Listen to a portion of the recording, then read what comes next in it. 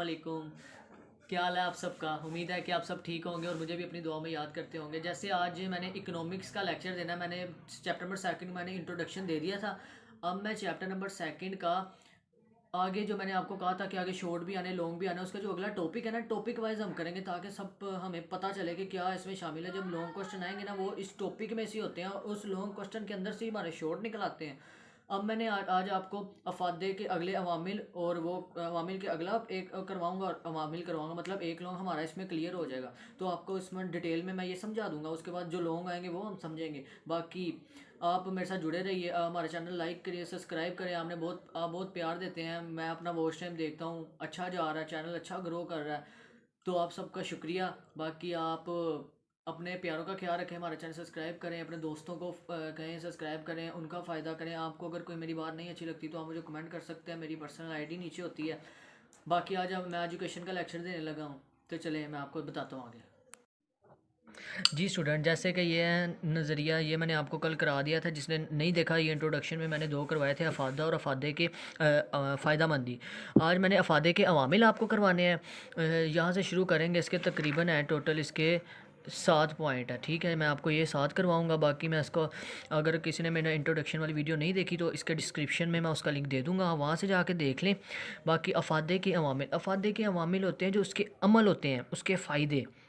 ख्वाहिश की शिद्दत कैसी होती है? जैसे किसी इंसान जैसे हमें ना प्यास लगती है, हम उस शिद्दत करते हैं पानी का गिलास। जब हम वो पानी का गिलास पी लेते हैं, पहला पानी का गिलास पीते हैं, हमारी शिद्दत हल्की सी कम होती है। फिर दूसरा पीते हैं, तीसरा पीते हैं, फिर आस्ता जब चौथा पीते हैं हम कहते हैं बस बस अब नहीं पीना। मतलब ख्वाहिश की शिद्दत है ना, जितनी बढ़ गई वो पूरी हो जाती है। जितनी किसी शख्स के लिए शिद्दत ज़्यादा होगी, उतना ही उसका अफादा ज़्यादा होगा। जैसे आपको बहुत ज़्यादा प्यास लगी है ना, तो आप ज़्यादा सारा पानी पिएंगे, तीसरे चौथे गिलास के बाद ना आप ज़रा कम कर देंगे, नहीं यार बस बस इसके अगर ज़्यादा से ज़्यादा 4 गिलास, इससे ज़्यादा पानी नहीं पिया जाता। कोई भी चीज़ ऐसे ही है। वक्त या मौसम में तब्दीली।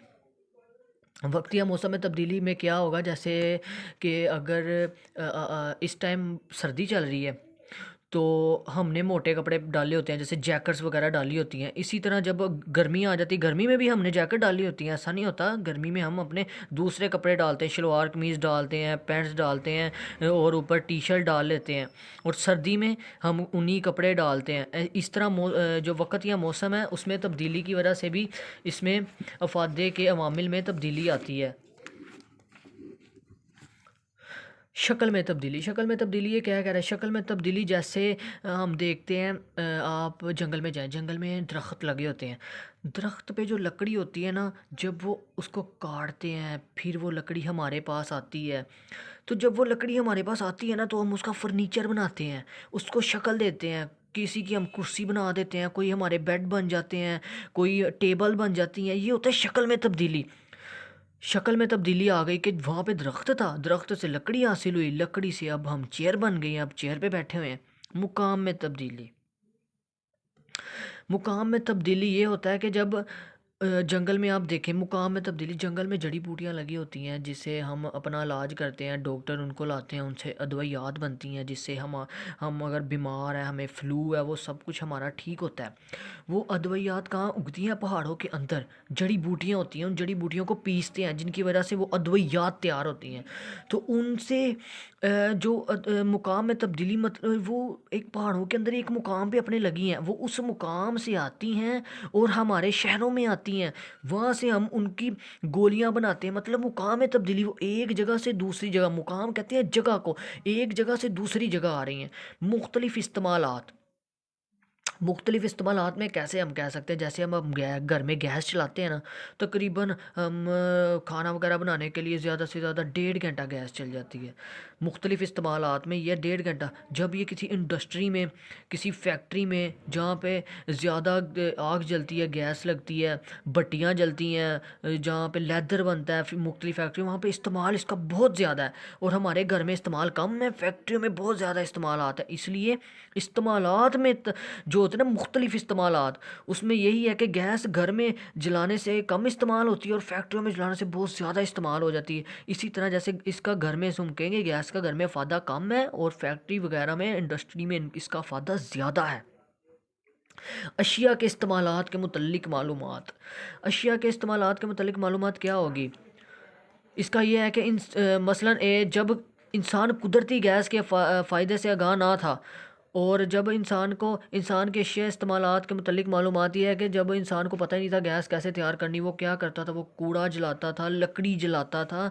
उसके बाद जब उसने कोई खाना बनाना होता था उसके लिए वो कोई अपना दूसरा तरीका इख्तियार करता था। मगर साइंस आगे आगे बढ़ी, आगे हमारी गैस ईजाद हो गई। फिर इसके इस्तेमालात में यही है कि आगे इस्तेमालात बदल गए, जिसकी बिना पर जैसे इस्तेमालात ज़्यादा होते हैं किसी चीज़ के, तो उसका अफादा ज़्यादा होता है, और जिसका कम उसका अफादा भी कम होता है। मलकियत में तब्दीली। मलकियत में तब्दीली का क्या मतलब है? जैसे अब देखें, ये है इकनॉमिक्स। इकनॉमिक्स कौन सी क्लास के बच्चे पढ़ते हैं? आईकॉम के पढ़ते हैं ना इकनॉमिक्स। तो इकनॉमिक्स की किताब एफएससी प्री मेडिकल के बच्चे के लिए बिल्कुल बेकार है, और एफएससी प्री मेडिकल के बच्चे की किताब हमारे लिए बेकार है। इसलिए मलकियत में तब्दीली आने से फ़ायदा ख़त्म भी हो जाता है और फ़ायदा बढ़ता भी बहुत है। फ़ायदा कैसे कम होता है? जब हमारे आगे ना एफएससी की किताब रख देंगे वो कि ना ये देखें एफएससी की किताब आगे पढ़ो, हम इंटरेस्ट नहीं लेंगे यार, सानू कि साडा केड़ा पेपर होना है, पेपर ही नहीं होना उसका, तो उसका फ़ायदा बहुत कम होगा। इसी तरह अगर हमें इकनॉमिक्स आ जाए, हमारा पेपर होना आईकॉम का, तो इसका फ़ायदा ज़्यादा हो जाएगा। तो आगे आगे फ़ायदे के पहलू, ये थोड़ा सा ना आप ज़रा गौर से सुनिएगा। इब्तदाई अफादा, ठीक है, जैसे मैंने आपको पीछे मिसाल दी थी, इब्तदाई अफादा किसको कहते हैं? किसी चीज़ से हासिल होने वाली पहली इकाई। जैसे मैंने आपको बताया था एक गिलास है, गिलास में पानी है, जब हम उसको पहला पियेंगे गिलास, फिर दूसरा पियेंगे, फिर तीसरा पियेंगे, उसका अफादा कम होता रहेगा। जो उसका पहला इब्तदाई अफादा है ना, उसको इब्तदाई अफादा कहते हैं। जो पहला पहला उसको पानी पीने में मज़ा आता है, फिर और पीता है, वो उसके इब्तदाई अफादे में आता है, उसको कहते हैं इब्तदाई अफादा। उसके बाद कुल अफादा। कुल अफादा क्या होता है? कुल अफादा भी मैं आपको बाद में करवाता हूँ, पहले ये देखें मुहततम अफादा। इब्तदाई अफादे के बाद मुहततम अफादा करते हैं। मुहततम अफादा होते हैं अफादे के दरमियान जो आने वाली तब्दीलियाँ होती हैं। इब्तदाई अफादा, कुल अफादा और मुहततम अफादा, मुस्बत अफादा, इनके दरमियान जो तब्दीलियाँ, जो ये जगह है ना, ये कहलाती है इसका तब्दीली, ये कहलाती है मुहततम अफादा। मुहततम अफादे की मैं बात आपको कराता हूँ मुस्बत अफादा।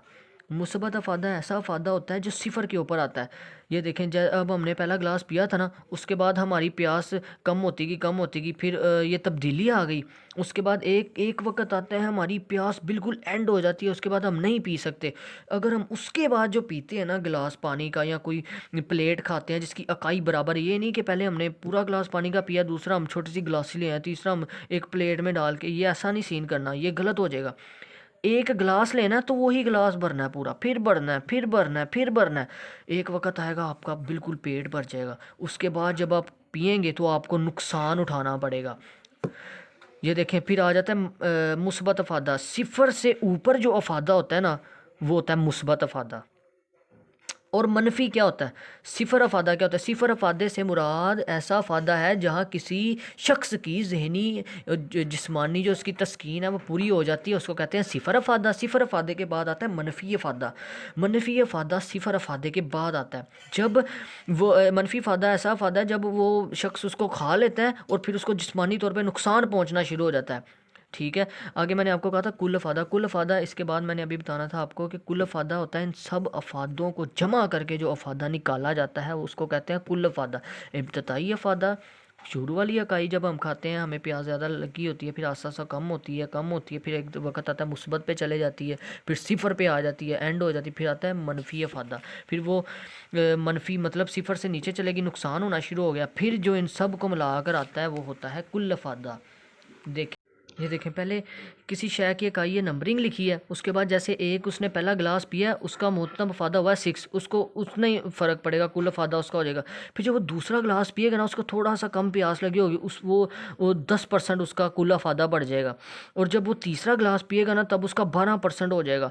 फिर जब वो सिफर पिएगा ना, तो उसका 12% रहेगा। उसके बाद जब वो -2, ये मनफी, उसको नुकसान होना शुरू हो जाएगा। 10 के बाद फिर 4 पिएगा, फिर उसको नुकसान है। इसलिए कुल अफादा बढ़ने से मुहततम अफादा कम होता है। ये जब आप इसके नीचे लिखेंगे ना, कुल, ये आप लिख देंगे कुल अफादा बढ़ने से मुहततम अफादा कम होता है। जब मुहततम अफादा सिफर होता है तो कुल अफादा अपने अरूज पर होता है। जब मुहततम अफादा मनफी पे होता है तो कुल अफादा कम होता रहता है। तो ये आपने ये 3 पॉइंट्स आगे बयान करने हैं। उसके बाद मैं आपको ये दिखा देता हूँ डायग्राम। इसमें आपने ये देखें, ये नंबरिंग लगा लेनी है एक्स की, और ये अफादा ये मुस्बत में जा रहा है इधर तक, ये माइनस में जाएगा, ये वाई एक्सिस है और ये एक्स एक्सिस है। उसके बाद आपने इनको मिलाना है। जैसे हमारा एक अफादा क्या हुआ था 6, फिर दूसरा हमारा 4, फिर 3, फिर ये 5।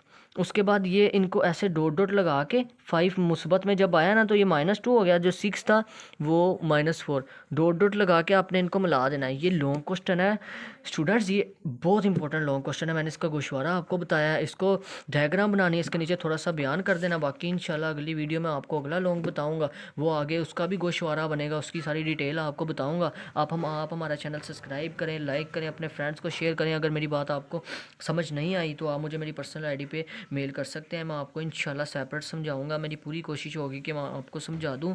तो बाकी आप सब्सक्राइब किया करें, लाइक किया करें, अपने फ्रेंड्स को शेयर किया करें। अल्लाह हाफिज़।